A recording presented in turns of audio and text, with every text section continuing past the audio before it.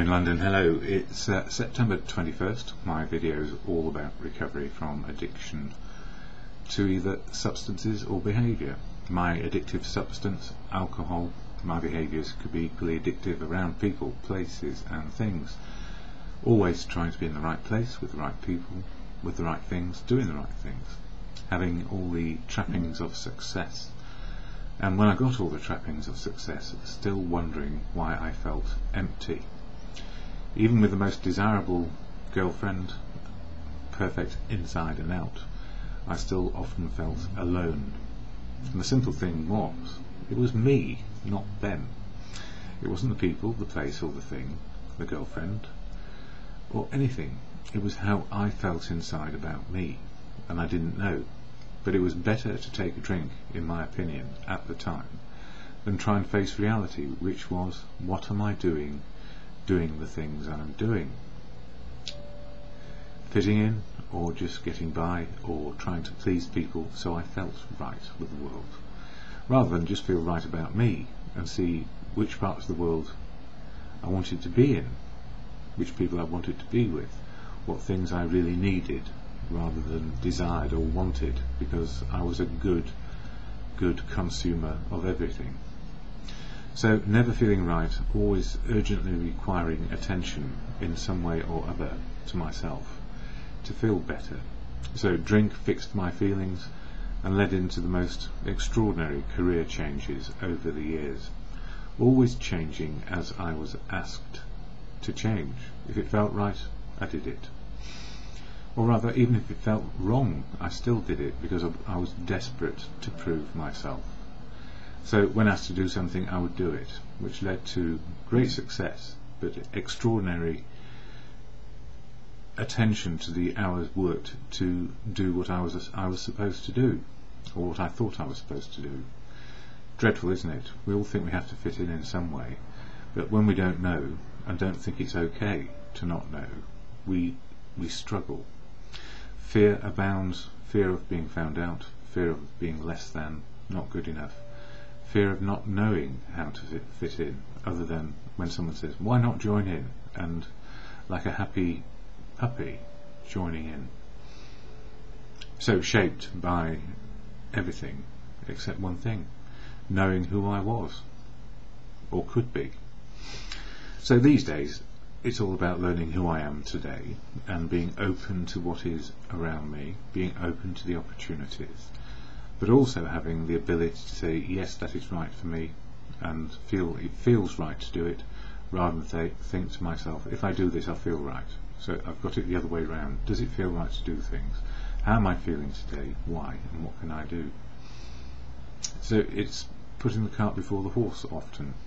If I'd known it was okay not to know, if I had known it was okay to say no to many things rather than say yes always, maybe life would have been different.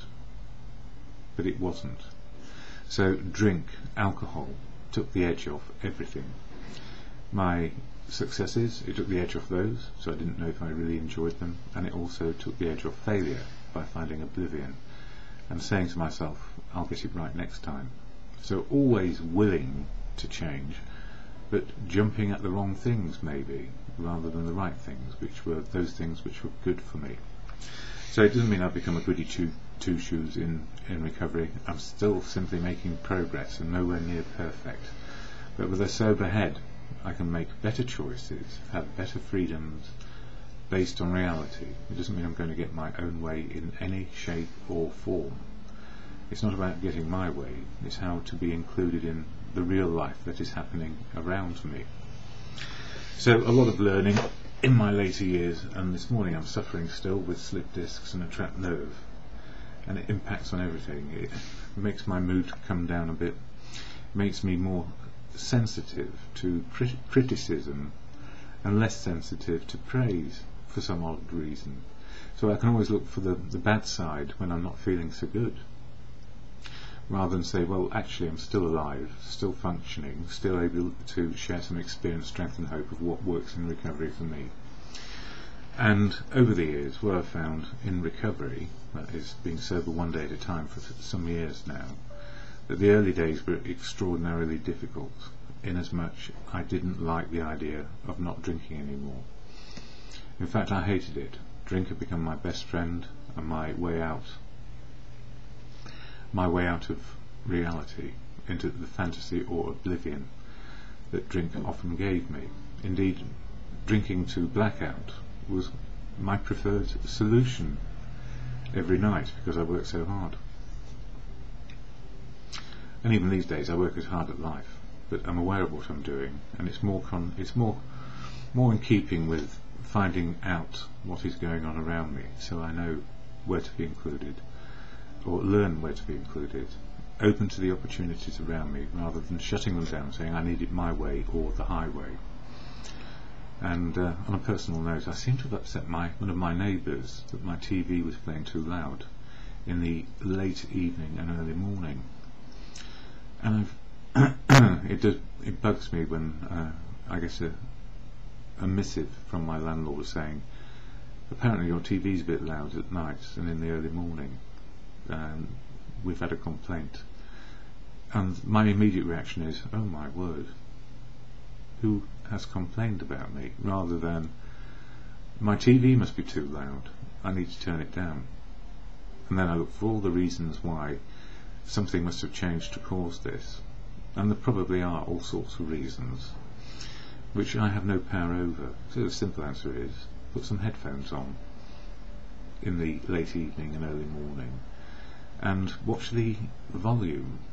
And of course I'm slightly deaf, I guess, after 55 years of being on the planet and subject to all sorts of noises going into them. And tinnitus as well. I think it's just part of age. More falls off as you get older, or more breaks down as we get older, but it's better to be sober and deal with it. So I'm not resentful about the complaint, but there's a part of me which is resentful. Why didn't they just say, your telly's too loud, can you turn it down? But people might be frightened to confront because you never know what the other person is going to do. Better to be sober, especially where I live, because there are less people sober than you might expect round here. It's quite an area for recovery. There are 700 meetings of AA, Alcoholics Anonymous, in my area, and AA is part of my story. Indeed, it's the backbone of my recovery, how to live well, one day at a time. That's what Alcoholics Anonymous has done for me, and more, and more, and more. I have friends in recovery. It helps me relate to family better in recovery. It's not all about me anymore. It's about dealing with real life on life's terms, and something to do with emotional and spiritual well-being. So emotional, knowing my feelings and that they fit with the moment of now, which is spiritual, living in the moment of now and coping with it. My whole life has been spiritual. It's just that the experience has been somewhat hindered by large intakes of alcohol over the years, which then perverted my course away from things which might have been good for me. But I have to say, along the way there were a lot of good times. Worked hard, played hard, and enjoyed a lot of life, but still under the influence of taking the edge off. And it would have been different, quite different, had I not had that first drink, which did do the damage because it changed the way I felt. I felt happier, more relaxed, less fear, and that was as a kid. So it was always there in the background. That first drink changed, helped me control and change my feelings. And in recovery, I don't have that luxury to change or control my feelings with a drug or a behaviour. And some people call it living life on life's terms. And why not? Why not? That's how it was intended by nature and providence. Although providence gave me alcohol, and mankind alcohol, to take the edge off the dark nights, the fear, and also to behave outrageously from time to time, hopefully in a conducive and humorous and happy way, but not necessarily for those who had to put up with this out of control person. So AA is the backbone, the fellowship of AA. I don't speak for it, never can, never will. Simply, we are all trusted servants within fellowship with our own viewpoints, so nobody is in charge or leads the pack. We are all but trusted servants, all with the ability to share what's working for us and what's not working for us. So it's a fellowship which keeps on changing day by day by day. And the fellowship is only as good as the people you meet today. And tomorrow they may be fantastic, the following day they may be awful, and you find that AA is horrible and you hate it. But how can you hate people for being who they are, whether they're still new to sobriety, not yet in sobriety, or decades of sobriety, and they still seem like old duffers who don't know what they're talking about? How do we help share the message? Well, simply, it's the many voices in the programme, or the fellowship, or society, whatever you want to call it. It's the many voices where we hear similarities, and we will hear our own life story being told by another person, and what they did to get sober. And it comes down to don't drink and come to meetings in some instances. I'm still drinking, but I'm coming to meetings and hating it. I'm coming to meetings to give you all a hard time about your stupidity, or I'm coming to meetings because you've all got a lot of wisdom which I want to listen to and find out how to be sober, and how to get through these horrible 90 days where I'm still physically craving and wanting and needing to stop the rattling that goes on, the rattling in the head and the shaking in the body, all those things. So transition into sobriety is not easy, and as most people who have a go at stopping drinking cannot do it on their own, they often perish on their own because it's just too difficult to change. And that's the horrible reality of addiction. Not many people make it into recovery, not because they don't want to, it's because they just can't. And it's often a question of how resilient and tough we are. Anyone who gets to be an addict often is very tough and resilient because they keep on doing something which is insane. The madness of taking ourselves out of reality into a fantasy all the time, or seeking oblivion because life is so bad, not realising life wouldn't be half as bad if we stopped harming ourselves. So it takes a lot of, I suppose, persistence is a good word, and not giving up on yourself as a going concern. People can make it back to sobriety and find a life again, but it won't be like the old life. Old habits need be let go. New habits and routines need to flourish. And the difficulty is, if you don't know what the new habits need to be to keep well, how on earth are you going to do it? AA provides a 12-step opportunity, 12 principles to live by, which take a while to kick in, unlike alcohol, which is an immediate fix. The 12 steps take time to learn, and we have a gap inside us when we stop drinking, so big we don't know what to do with it, and the easy option is to fill it with booze again. So it takes the pain away until the pain just won't go. So 12 steps for an individual to learn through listening to others, reading some literature, and then the 12 traditions of the fellowship, which hold the fellowship in unity, service and recovery.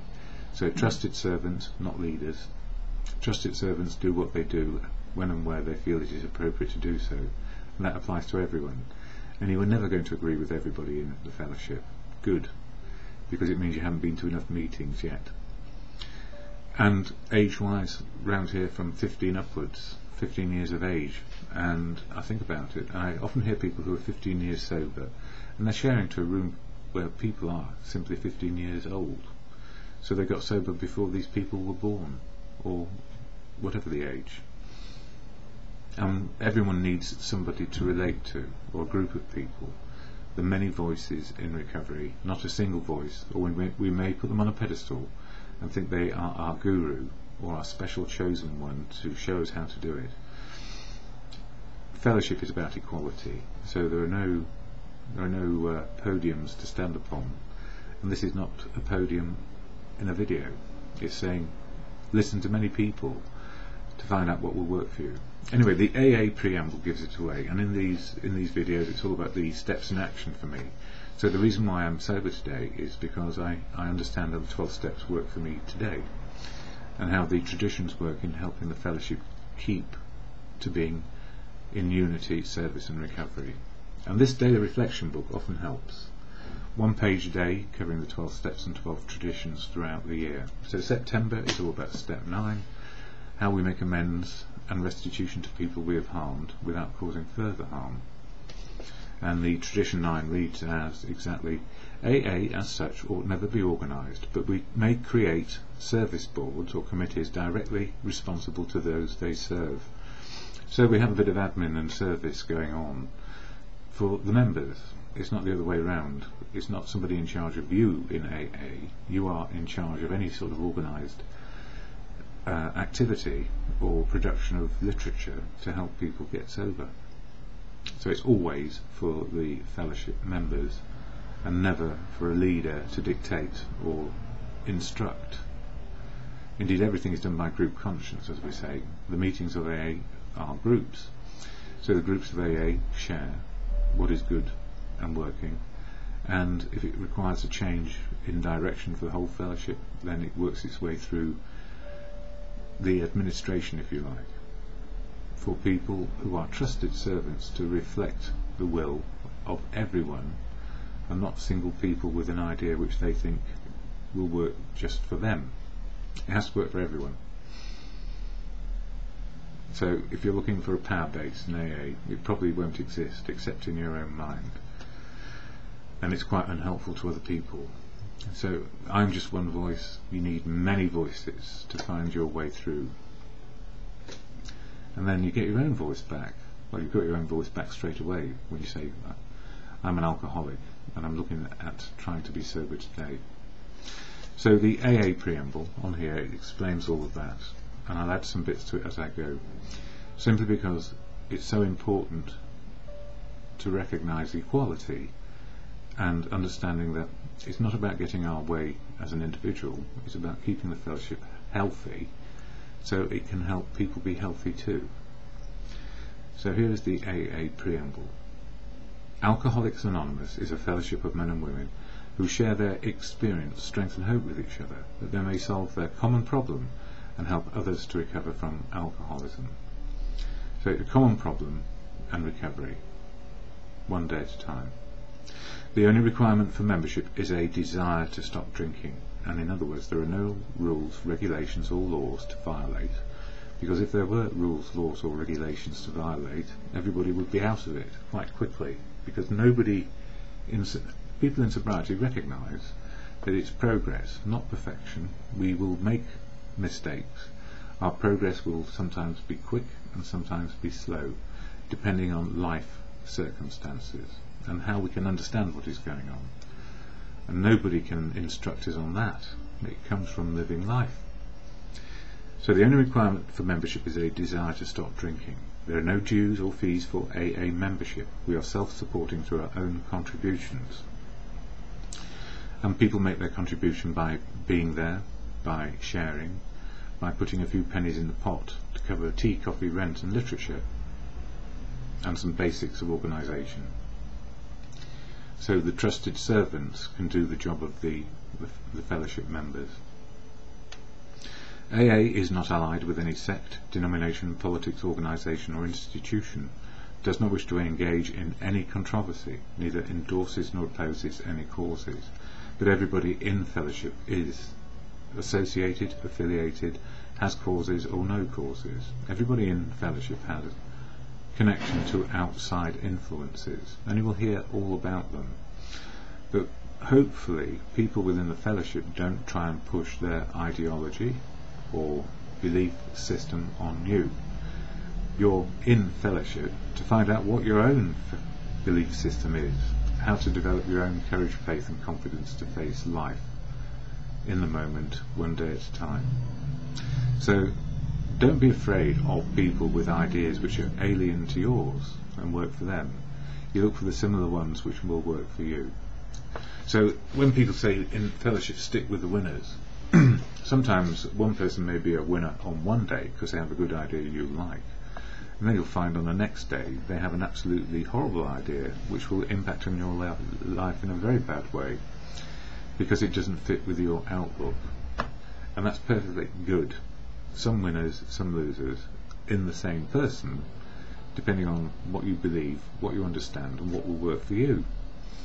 So it's about looking for similarities and not differences, because the fellowship is as diverse a bunch of people as you will get, because addiction hits all types of people. It doesn't select out idiots or fools. It selects the most intelligent, funny, happy people when they start off, and makes them into monsters, or makes their behaviour monstrous, just like ours can be in the eyes of others.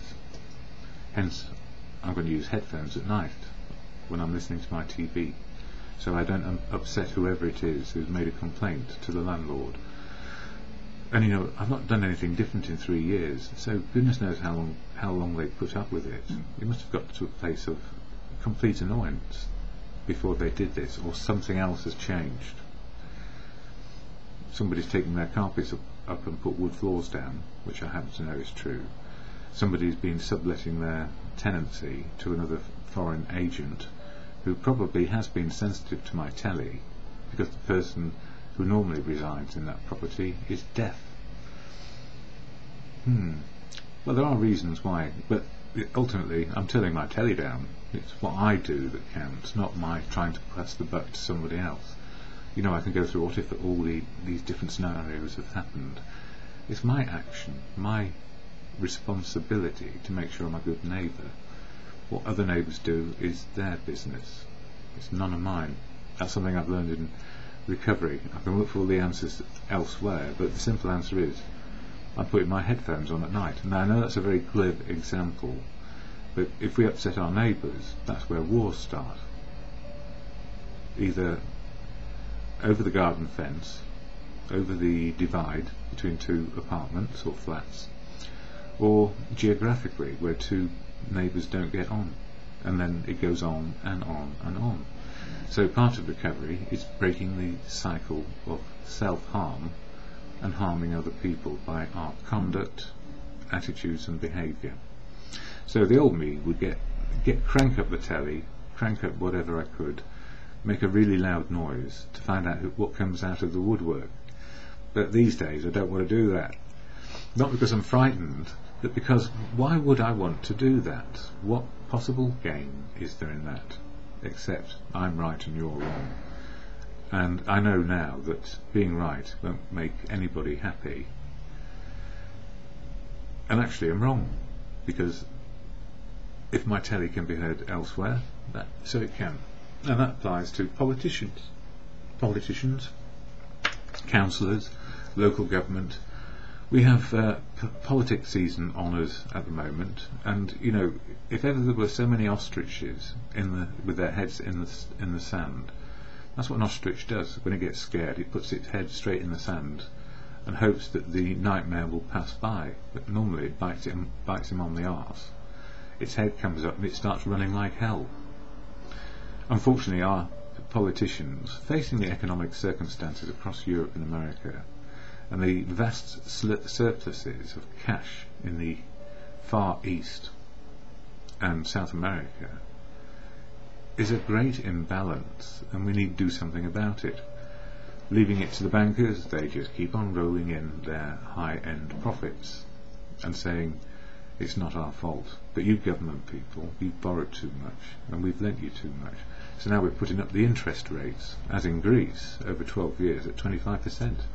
It's just madness, impossible to pay back, and causing a default or causing governments to back up the banks yet again. And what I resent in all of that, of course, is people getting a bonus for doing bugger all, except being in post when these things happen. Are they that clever? No, they're not. They're clever enough to keep the secrets, and politicians are frightened enough to listen to them. As emphasised, sorry, this is, you see, I go on a negative roll if I'm not careful in these things. Oh, especially if you've got 2 slip discs and a trapped nerve. I haven't even got through the preamble. AA is not allied with anything, but you are, and keep your alliances if they're healthy for you. So the primary purpose, our primary purpose, is to stay sober and help other alcoholics to achieve sobriety. And we do that by being open, honest and willing, and often showing our prejudices, like I just did, around the current state of young politicians who don't have the acumen. There used to be special advisors, apparently, all these politicians. They haven't had a real job, and they've been living off things which have been given to them or they've inherited.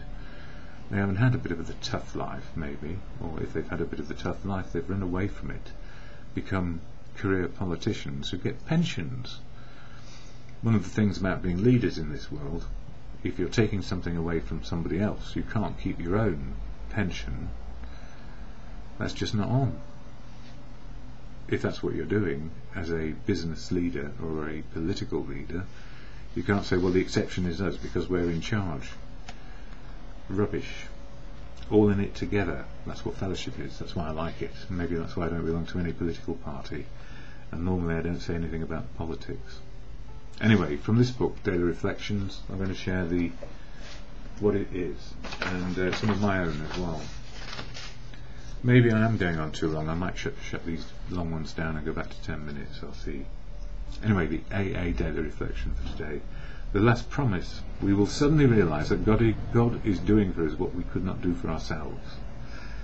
And in this life, God is informing the populations of the world that the bankers and the politicians have got it all wrong, and that most of them are dishonest in some way, pretending that things are all right when they're not, inflicting great amounts of pain on everyone when it's not necessary. I am on one, aren't I? The last promise in the big book came true for me on the very first day of sobriety. God kept me sober that day, and on every other day I allowed Him to operate in my life. He gives me the strength, courage and guidance to meet my responsibilities in life, so that I am then able to reach out and help others to stay sober and grow. He manifests within me, making me a channel of His word, thought and deed. He works with my inner self, while I produce in the outer world, for He will not do for me what I can do for myself. I must be willing to do His work so that He can function through me successfully. And if you have God in your life, great. If you don't have God, if you're an agnostic or atheist, and to be truthful with you, I've been an agnostic, atheist or believer, depending on my life situation.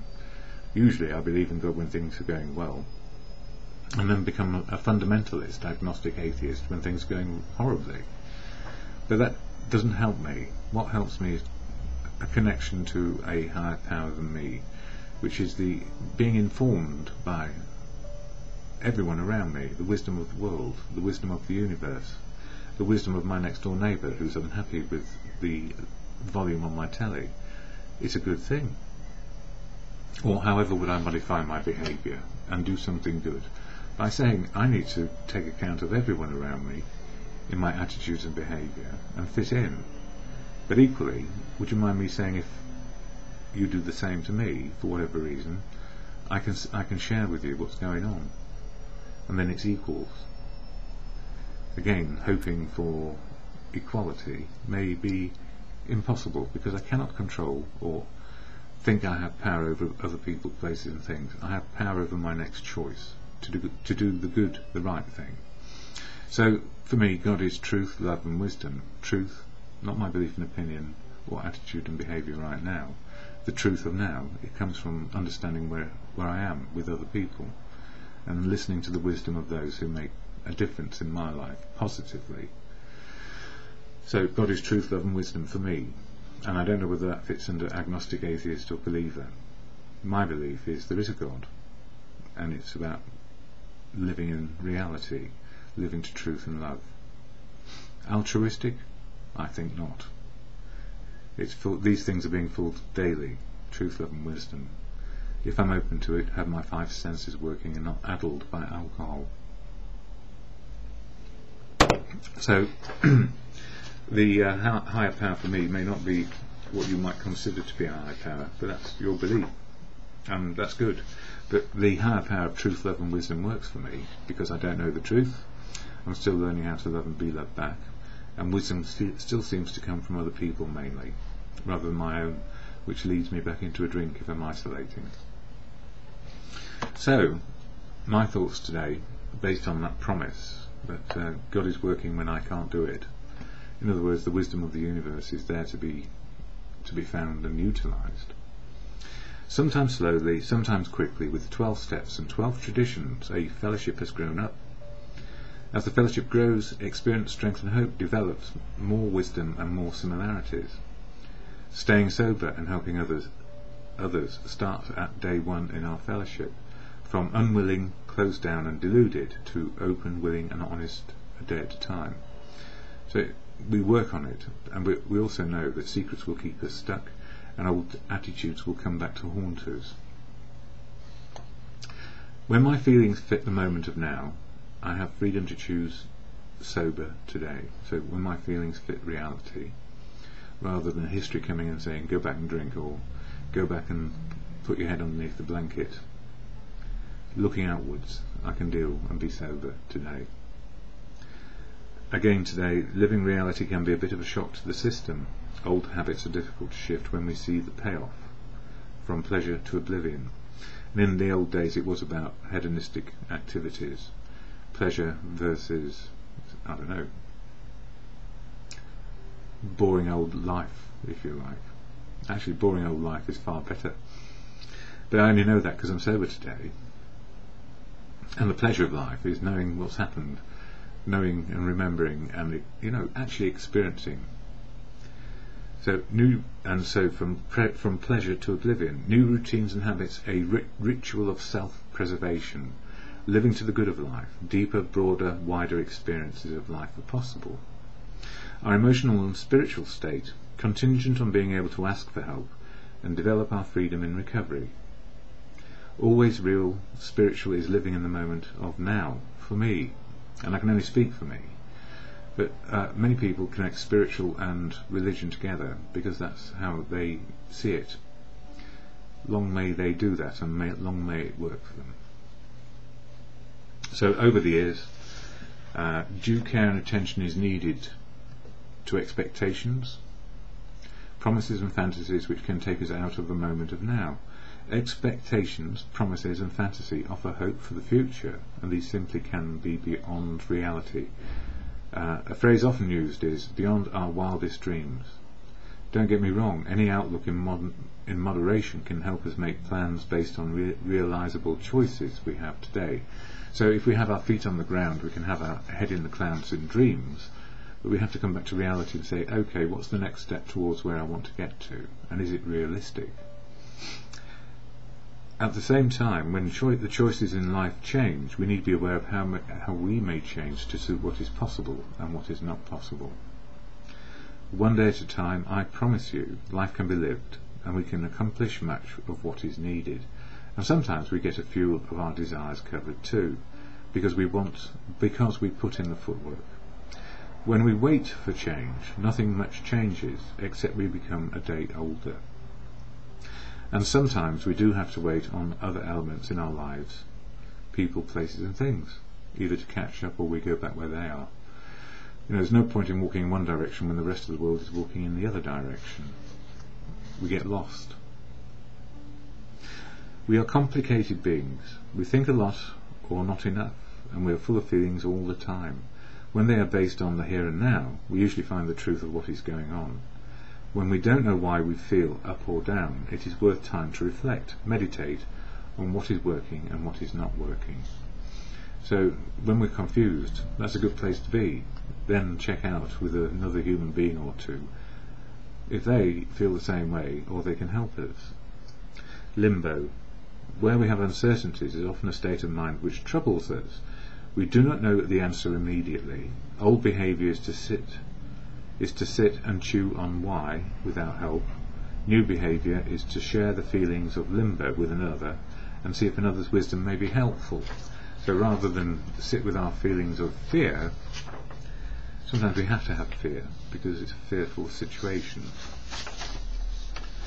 But we don't have to sit and say, I'm so frightened I can't do anything, and say it only to ourselves or a peer.